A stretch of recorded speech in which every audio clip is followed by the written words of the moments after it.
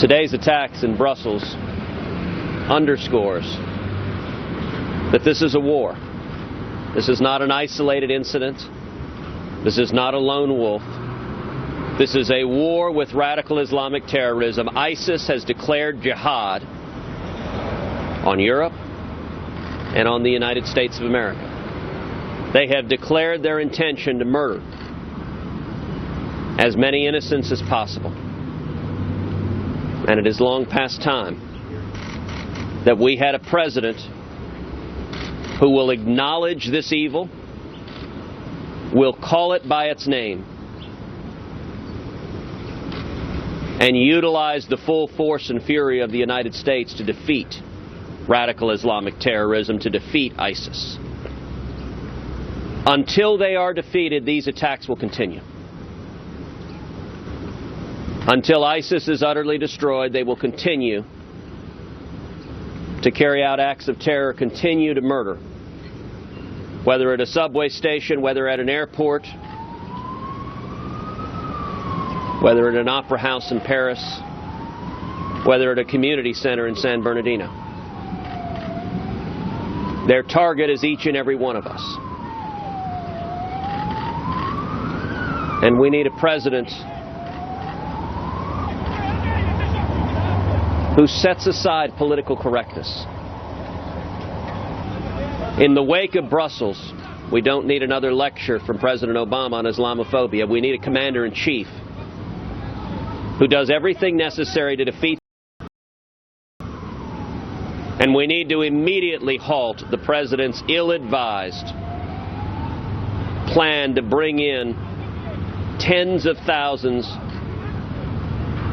of Syrian Muslim refugees. Our vetting programs are woefully insufficient. This administration has no means of preventing those refugees from being ISIS terrorists. ISIS has stated its intention to infiltrate those terrorists, those refugees, with terrorists coming to America to commit acts of jihad. And the time for the president's political correctness has passed.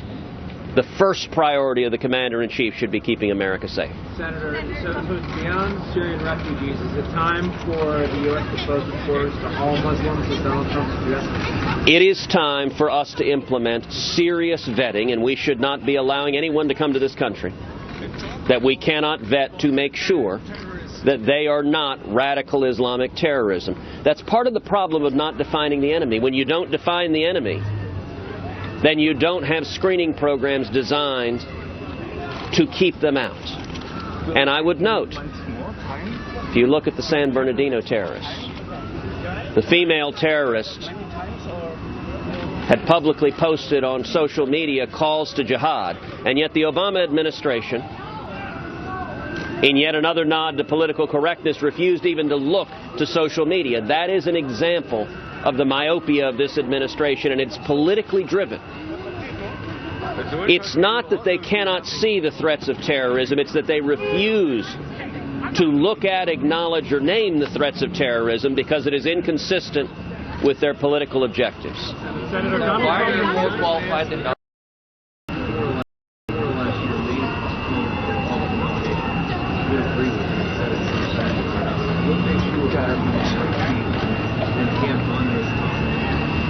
Well, I will say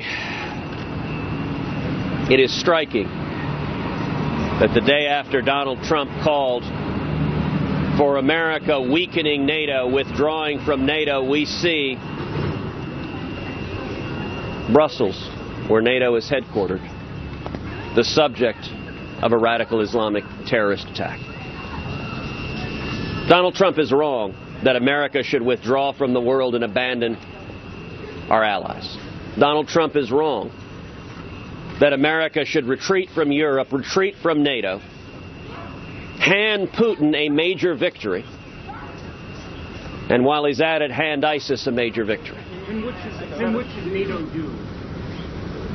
NATO should join with the United States in utterly destroying ISIS, and I would note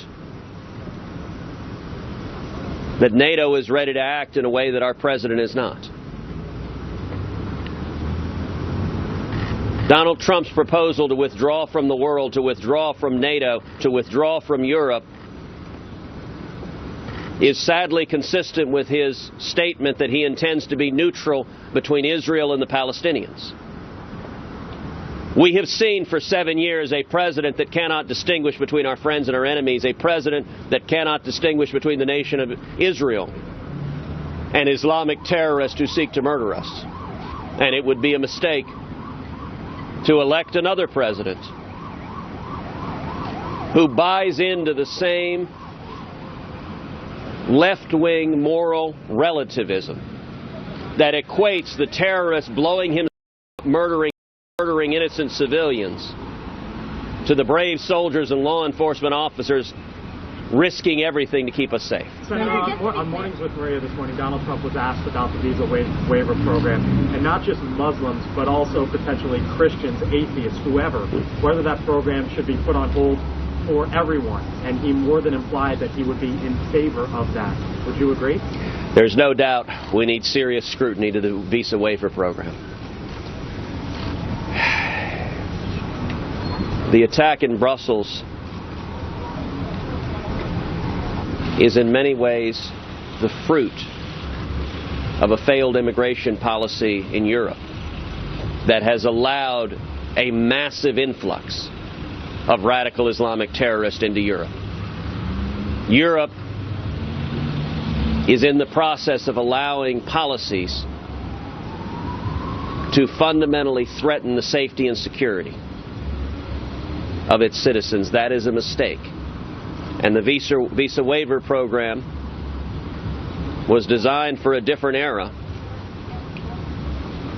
when those from Europe were not perceived to be threats. When Europe's immigration policies allow radical Islamic terrorists to make Europe their home,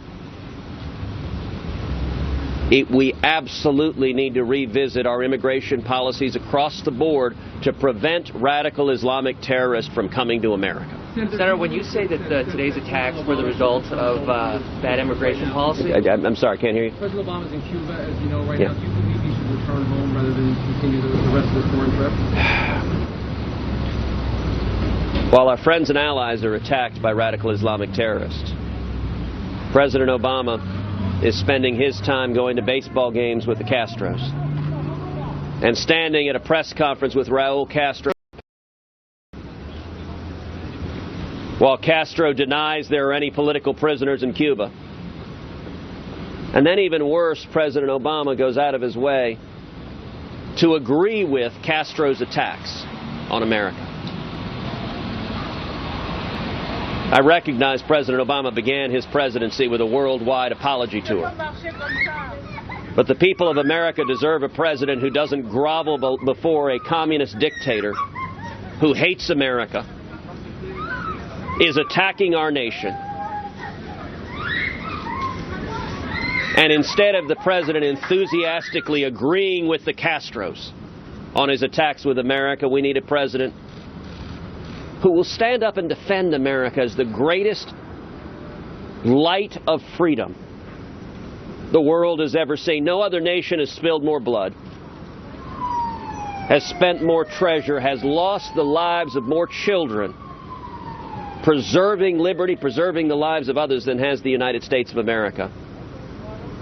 And President Obama should be back in America keeping this country safe, or President Obama should be planning to travel to Brussels. You know, in the wake of the Paris terror attacks, world leaders came together in solidarity with the people of Paris. And yet strikingly absent was Barack Obama. A visual manifestation of President Obama and Hillary Clinton's retreat from the world, abdication of leadership in the world. And I would note that retreat from the world, the Obama-Clinton retreat from the world, is very much the retreat from the world that Donald Trump is advocating. Even Barack Obama hasn't gone so far as arguing for withdrawing from NATO the way.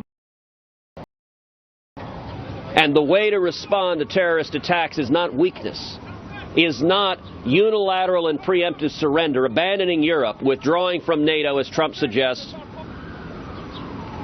is preemptive surrender. Senator Ted Cruz seeking to define his reaction to what happened in Brussels. Apart from Donald Trump's reaction, he said that we cannot beat this issue of radical Islamist violence across the country and around the world by withdrawing.